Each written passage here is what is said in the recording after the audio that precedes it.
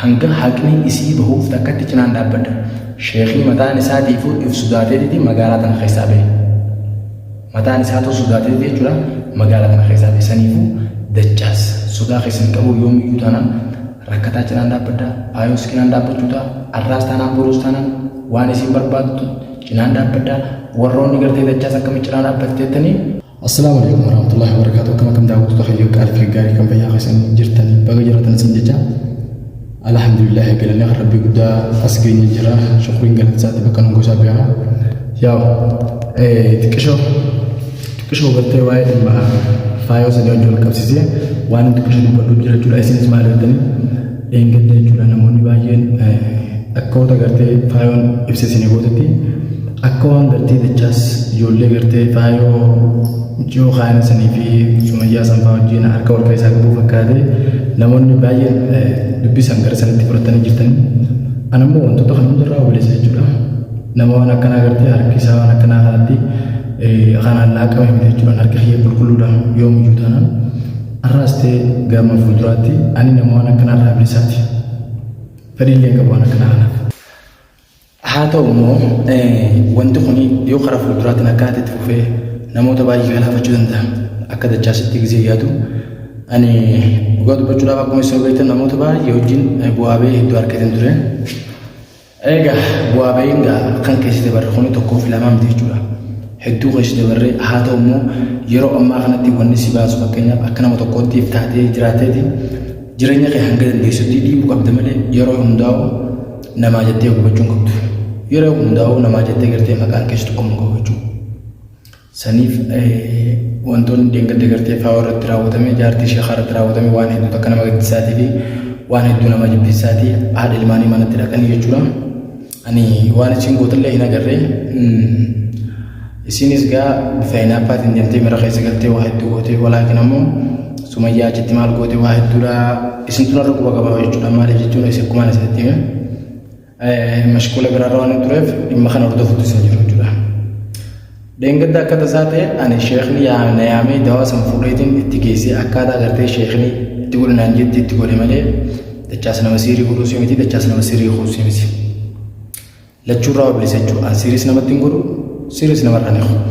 Walaakin ammoo kun dawaadha. Dawaa kan itti godhinaan jea sheekan naan jea sheeka nama natti erge jechuudha. Achi boodaan fuudhee dawaa kan itti godhe garuu immoo faayoon bifti faayoon itti na hubatte ammumaan tanaamu. Jaartiin sheekaa akkaataan isiin itti na hubattee jirtu waan kana dachaas harka keessaa qaba. Dachaas tiitu uummata kana naffideedha. Ani waan kana hundarraa obilisa. Isin gartee ifaan isin godha sirriitti jechuudha. Warroonni gartee akka faayoo sanitti yaaddanis ni jirtan jechuudha. Dachaas waan kana keessaa harka qabaa jettanii warri yaaddanillee hedduun keessan hin dhabamtan jechuudha. Ani waan kana akkuma keessan irraa jiru waan ta'eef irraa bilisa. Faayoo taanis walaa jaartii sheekaatis walaa dhimma sumayyaatis walaa dhimma sheekaatis akkuma agartan sheekaas gaafa kan jechuudha. Namni bakka san dhaqee isaanii gartee miti gaafa san sheekumaa hodhamaasanii si jaaladhaan joon fuutee mana galchitee obboleessii silaa jechutti dhufe mana sanitti jechuudha. Akka hidhanii wanna godhan san anaatu jechuudha. Mucaa san karatee harkaa baase hayyee sun hundi dabarte achumatti hin jalaa dhaabbate dhimma san isin hordofnee keessallee hin turre jechuudha. Nama tokko fakkeenyaaf yoo gargaaruu fedhe kaameraa duratti hin gargaara malee kaameraa duratti as ba'ee nama sana wajjin akka duraan sanitti waa hedduu dalaguun hin dhiise. Maaliif jennaan miidhaa isii malee takkaa faayidaa isii argeen beeku jechuudha. Nama akka nama tokkotti nama jireenya kee dandee jireenya mataa kee jiraachuu jiru jechuudha. Jireenya kee dandee namarraa isii dandee kophaatti jetti cibee jiraatu jechuudha. Nama jala fiiguuraas hin beeku fakkaachuus hin beekan fakkaadde jiraatu jechuudha. Yaani fagaadde tumaan jiraadhaan. Asuma keessatti warroonni gartee ammallee hedduun keessan dhuftanii akkaataa gartee Yuusuf Abdallaan Yuusuf akka malee miidhu jira akka malee godhu jira jettanii dhimmoota san hordofii warraan jettanii hedduu keessanii jira. Dhimmoonni akkanaaf yeroo gartee karaa garaagaraatiin seenanii hedduu takka gartee miti gara fuulduraatti dhiibbaa sirra fidde wanni tun. An akka nama tokkootti magaalaa tana keessatti jechuudha. Dhimmoota akkasii giseen jala deemee hordofuu fakkeenyaaf bakka isaan itti waan sarraawwatu jiran hin beeku jira. Namuu bobbaa deemee karaa barbaade namuu walirra gabbee miidhaa barbaade warra geessu jira jechuudha. Ani amma tan gartee guddoon takka tan na yaachiftee waa'ee faayoo amma deeggatte dachaas ati ijoollee tanaa wajjin wal taatee akkamitti jechuudha akka obboleessa kiyyaatti akka obboleessaa tokkotti si amanee si dhiyaadde dhugaadhaarraa miti naaf isin tun eegoo barree rabbiin gaafunoo rabbiin gartee umrii dheereessee isin dhugee bara 2015 Awurooppaa wal barree jechuudha waggaa koronaarraa wal barree jechuudha. Seete akkaan bahararraa dhufeen inshaallah mana sheekaa faadhaan qabadeen isaanii gaafa wal fuudhee haaraa jechuudha. Namaan arra barii miti jechuu barbaadeeti nama gartee arra gartee guyyaa keessaa muhaa miidiyaan kun waliin fidee miti yookaan nama gartee karaan kun waliin fidee miti obboleeyyan rabbii kan jechuudha yeroo dheertuu bu'aa bahee hedduu wajjin dabarsine arra waliin geenye jechuudha. Gaafan deemee deebi'us asumatti namaan itti dhufu jiru keessa isaan nama tokko jira.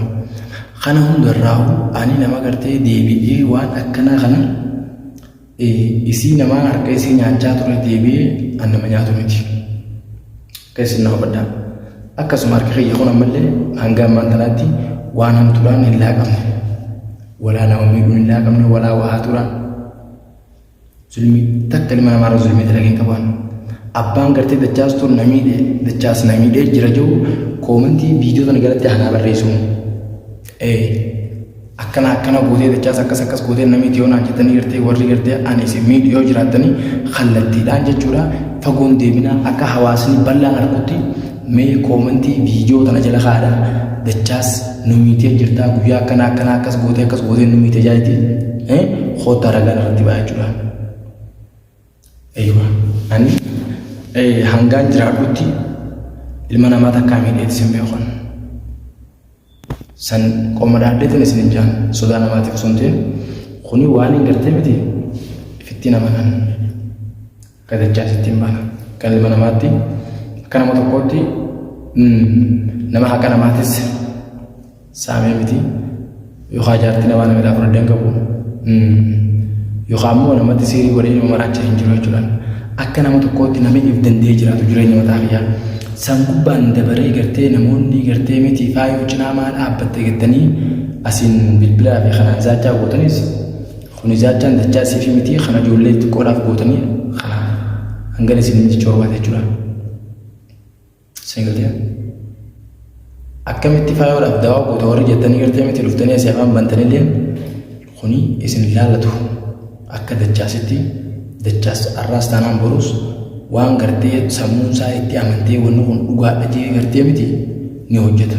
Abbaa fedhe yoo rakkate gartee miti karaa hin danda'uun cinaan hin dhaabbadde jechuudha. Kuni yaada kiyya malee yaada ilma namaati miti. Yoo adeemi namni sun achi dhaqee nyaanchi an miila namaafis hin ta'u. Namni harka kiyyaan isii guddaan qabatu hangisii takka illee irraa ni feegachuu waan sammuun itti namaatti qofaan dalaga malee ilmi namaa kamiyyuu taanaan na duuba taa'ee waan san godhi yoo naan jee an nama deemee waan san godhu miti. Hanga waan san sammuun tiyya itti naaman tokkotti. Seete ergaa namaatiin isin deemachuu barbaadeeti. Warroonni gartee faayoodhaaf akka faayoo taate akka faayoo goone san sis goona akka faayoo gartee miti caccabsinee mana galchinsanii caccabsinee mana si galchinaa yoo bakka faayoodhaa gartee ati maraatiin yoo maraatuun harka haalikaa jirtan takka tanan sodaadhaan beekoon alhamdulillah rabbil aalamiin. Takkaa dachaas waan kanarraa sodaadhaan beekoon jira. Sodaa takka illee hin qabu alhamdulillah rabbil aalamiin jechuudha. Isinii miti shayitaanni gartee shayitaanni ma nyaachuu hin danda'an. Shayitaanummaan gartee miti ilma namaa kana jala sunu inni sunu gartee miti oofee isin bira na fiduu hin danda'u. Shayitaanummaan silaa gartee shayitaanummaan na godha jaan sunu an na godhuu hin danda'u. Saniifuu gabaabdumatti ulee fi dubbiin gabaabduu tolti yaanii. Akkuma addaan isin baasuudhaaf yaadetti daawwatu tokkiyya gartee yoo gartee silaa ugaa haasawni gartee miti nama beeku irraa tola anammoo akkuma gartee miti akkuma wallaala kiyyaatti haasawee hanga kana yaada kiyya isin ibsa jeetiin haasawee haa ta'u immoo namoonni baay'een irraa naaf hubatta jeetii yaada jechuudha. Wanni isin naaf beeku qabdan dachaas yoomiyyuu taanaan gartee miti wantoota akkanaa kana keessatti akka hin argamne dhibbaan dhibbatti na beeytanii an takka hamburallee gartee wantoota akkanaa gartee miti waan najise bakka gartee bakka fokkottuu bakka hin taane dhaabbilee isin beekon hayyoo dachaas miti mastuun. Saniifuu warroonni gartee duraan akka biraatti fahamtanillee asumaan dhiifama naa godhaadhaa dubbiin akkasii yaadan sanii miti dubbiin akkuma ani isin himan an dawaa bichaa fuudheetiin ajaja sheekaatiin dawaa san itti godhee rabbiin dawaa godhee fi kaatee mucoon tun kaatee hokkena qabdi jechuudha. Anaa guddaa kana qabdee mucoon tun lafarra narkiste. Aboo mucoon agar lakkis rabbi sodaadhuuti an dawaadhaan siif fidee dhufe malee uummata kanaa wajjin hin jiru fayyoote rabbi sodaadhu nagar lakkisi.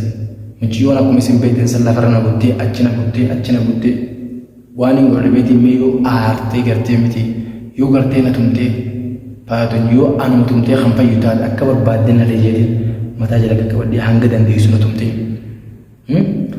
Hanga dandeessu na tumtee jechuudha na dhiifte. Akkasitti waan silaa barbaachisu guutuu godhee fi waan gartee mana keessa hin jirre silaalee fidee fi kanuma isin jechuudha akkana balaa na buufta. Qeebiraa kutee jechuudha. Maaliif isin akkaataan isin itti fahamte dachaas ati gartee miti wajjin jirtu dachaasuma ati gartee obboleessa keettee wajjin jirtuutu isaatiitu manaa sun qajeelchee waa hundaa'u nu wajjin jira dachaas yoomiyyuu taanaan nu wajjin jira namnummaan gartee waan kana akka nuti akkana si goonuuf akka gartee nuti stumnu akka nuti mana keessa dhufu namni nu godhe dachaasi jira kuni hijiba daawwattoota hiyyeessatti aginaan namni hijibu nama du'e ragaa ammataa itti oromoo kana yoomiyyuu taanaan inni isin fudhatina fudhachuuf isin teeta. Kanaafuu ani namoota waan akkanaa hojjetanii wajjin guyyaa takka gartee miti guyyaa takkaa miti daqiiqaa takkaaf deemuun annatti ulfaata. Bakka isaan irra bobba'anii galanii karaa isaan irra illee bobba'an namni siirii godhu nama maraachuu nama haqa namaa saamu nama gartee miti ol deebi'ee mana keessatti miskiina zallamu an karaa isaan bobba'anirraa bobba'uu hin fedhu jechuudha. Abbaa jaarsa wal jalaa fudhate abbaa jaartii wal jalaa fudhate. Abbaa ilmoo wal jalaa fudhate hundi madachaasii miti. Ilmoon qabu tanna jalaa fudhatan. Dachaas fudhachuun dachaas nama guddaa nama beekuuti. Ilmootii na jalaa fudhatan jee wanni inni sodaatu hin jirtu jechuun abbaa fedhe utaanaan asirra ta'an jaalan sodaa takka illee hin qaban kan kallattiidhaan dirree bahee dachaasiin barbaada jiru abbaa fedhaan quba jakaatiin fira dhorkaan itti naa himaasii ammallee viidiyoo tananii harkanii bagaan godhee dawaa bagaan godhee fi isiin haadha ilmootii du'uun qabdu arraas taanaan baruus taanaan isii cinaan dhaabbadda hanga haqni isii bahuuf takkatti cinaan dhaabbadda sheekii mataan isaatiifuu if sodaateeti magaalaa tana keessaa bahe mataan isaatu sodaateeti jechuudha magaalaa tana keessaa bahe saniifuu dachaas sodaa keessan qabu yoomiyyuu taanaan rakkataa cinaan dhaabbadda faayos cinaan dhaabbachuu ta'a arraas taanaan baruus taanaan waan isin barbaaddu cinaan dhaabbadda warroonni gartee dachaas akkamitti cinaan dhaabbatteettanii san anaatu dukeetii irra isin kaa'ee gartee akka jimaatti isin hin qabe adawwiidha isin jechuudha akkasii daawwattoota kiyya hangana gartee yaada kiyya hanga kanarraa gartee fudhachuu keessanii galatoomadhaa nagaa naa tura.